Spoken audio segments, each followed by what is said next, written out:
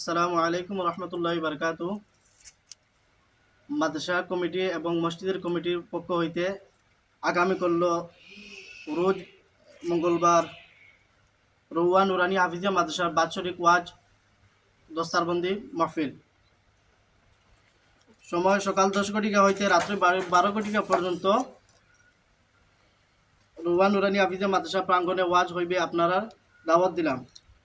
সভাপতি হিসাবে উপস্থিত থাকবেন হাফিজ কারি জুনাইদ আহমদ সাহেব, অত্র মাদ্রাসা শিক্ষক, অত্র মাদ্রাসা হাজি আব্দুল জলিল সাহেব, জনাব বশিরউদ্দিন সাহেব, জনাব মঈনুদ্দিন সাহেব, হাজি ফাকি মিয়া সাহেব, জনাব আব্দুল সফর সাহেব।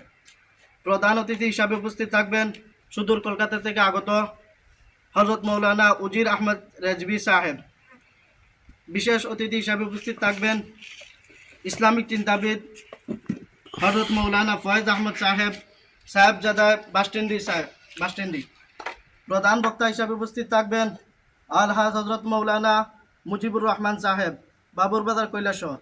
সম্মানিত অতিথি হিসাবে উপস্থিত থাকবেন হজরত মৌলানা জিয়াউদ্দিন সাহেব, ইমাম রৌয়া জামে মসজিদ। সম্মানিত অতিথি হিসাবে উপস্থিত থাকবেন হাফিজ কারি মুজিবুর রহমান সাহেব, ইমাম পূর্ব রৌয়া জামে মসজিদ।